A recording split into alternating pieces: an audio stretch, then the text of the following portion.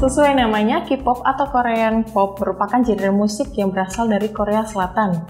K-pop ini nggak cuma mengandalkan musik aja loh.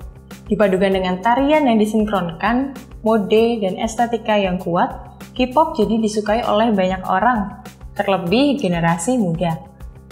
Sekarang ini, K-pop seringkali dikaitkan dengan industri hiburan Korea yang menghasilkan grup idola dan penyanyi yang dilatih secara intensif setiap tahunnya. Ada aja grup baru yang akan lahir untuk merebut perhatian publik. Kok bisa sih K-pop populer banget di Indonesia? Annyeong! Saat ini kamu berada di segmen Budaya Korea yang akan membahas berbagai budaya unik yang berasal dari Korea Selatan. Kamu punya topik menarik yang mau dibahas? Komen di bawah ya!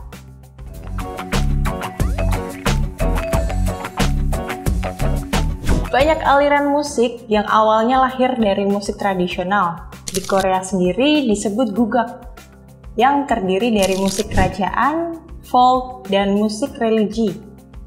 Biasanya musik-musik tradisional ini didampingi dengan tari-tarian dan teater seni. Tahu nggak sih, kalau Korea Selatan dulu juga pernah dijajah oleh negara Jepang dari tahun 1910 hingga 1945. Saat itu, Jepang berusaha menggantikan budaya Korea dengan budaya Jepang, termasuk musik dan keseniannya.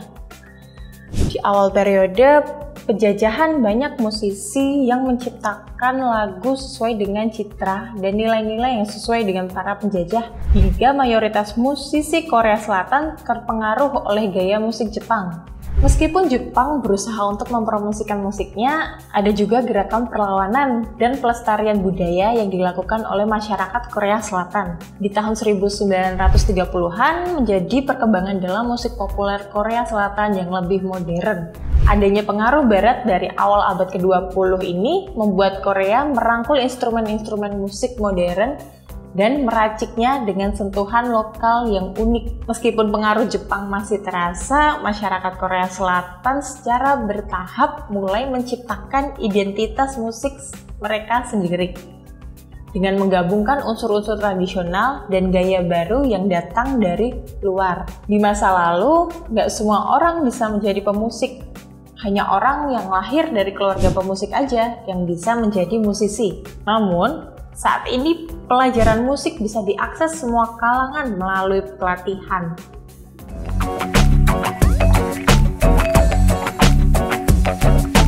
Tahun 1990-an menjadi awal mula popularitas musik Korea semakin dikenal secara global. Dimulai dengan munculnya grup idola HOT, Sotaeji and Boys, dan SIS yang menjadi langkah awal berlayarnya K-pop. Industri K-pop mulai booming dan membuka jalan bagi Big Bang, Super Junior, Girls' Generation, dan sederet artis lainnya. Hingga saat ini, industri K-pop terus meraih kejayaannya di kancah internasional dengan munculnya BTS, Blackpink, Twice, dan idol-idol lain yang popularitasnya udah nggak diragukan lagi. Bahkan, hingga tahun 2023, K-pop udah memasuki generasi keempat yang diisi oleh NCT, ITZY, Stray Kids, aespa, sampai New Jeans. Meskipun sudah di penghujung tahun, masih banyak idol grup baru yang bermunculan. Agensinya pun bervariasi. Yang awalnya banyak idol dinotis cuma karena mereka dari agensi besar di Korea Selatan seperti SM, YG, JYP, dan HYBE. Sekarang idol dari agensi kecil pun mendapat popularitas dan atensi dari fans. Dulunya HYBE cuma perusahaan kecil, tapi dengan perjuangan keras BTS dan staf di balik layar, kini HYBE menjadi salah satu agensi besar di Korea Selatan. Banyak grup idol lain juga yang sukses membesarkan nama agensinya. Di antaranya ada GFriend dan Source Music, Seventeen dan Pledis Entertainment, VIXX dan Jellyfish Entertainment, Secret Number dan Fine Entertainment, serta masih banyak lagi.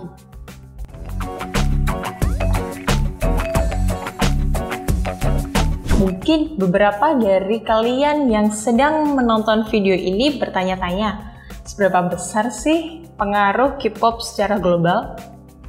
Masih ingat Blackpink yang menjadi girl group K-pop pertama yang manggung di Coachella? Yap, beritanya booming di mana-mana hingga di Indonesia. Sebenarnya K-pop sudah dikenalkan lewat Coachella oleh Epic High yang pernah tampil di 2016 lalu. Namun saat itu penggemar K-pop belum segempar sekarang. BTS yang mengawali karirnya di tahun 2013 pun turut memberikan impact yang besar terhadap industri musik Korea dengan menjadi grup K-pop pertama yang menduduki peringkat teratas Billboard 200. Gak cuma itu, popularitas K-pop juga meraih perhatian kalangan pejabat. Sampai-sampai ada idol yang diundang langsung ke Blue House loh. Pasti kalian udah pada tahu kan siapa itu? EXO. Mereka diundang ke acara yang dihadiri oleh mantan presiden yang kala itu masih menjabat, yaitu Donald Trump. Anaknya, Ivanka Trump, merupakan fans berat dari grup idol EXO. Saat itu, ia juga mendapatkan salah satu album EXO, Love Shot, yang sudah ditandatangani setiap anggota sebagai hadiah.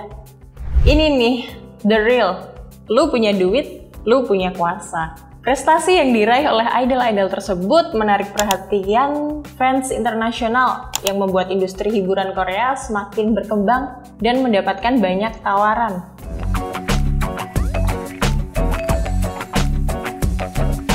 Apa sih sebenarnya yang bikin K-pop itu populer banget di Indonesia?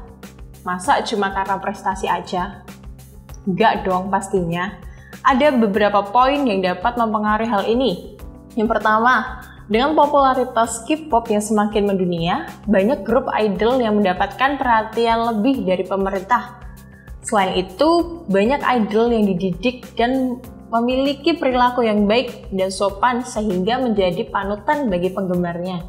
Mereka juga sering memberikan kata-kata motivasi dan semacam fan service yang membuat para penggemar dapat berinteraksi langsung dengan idolanya. Hal itu tentu bikin penggemar senang dan bersemangat untuk terus mendukung para idol. Gak cuma itu aja, perkembangan sosial media juga menjadi salah satu faktor populernya K-pop di Indonesia. Dengan informasi yang mudah tersebar ke seluruh penjuru dunia, membuat idol K-pop pun aktif menggunakan sosial media untuk memberikan update kehidupan dan juga berinteraksi dengan para penggemar. Berdasarkan data dari Meltwater, pengguna internet di Indonesia sampai tahun 2023 ada sekitar 213 juta yang mana mengalami peningkatan sebesar 143 juta dibandingkan tahun 2013. Hal ini yang menyebabkan penyebaran informasi begitu cepat dan mulai dapat diakses oleh semua orang.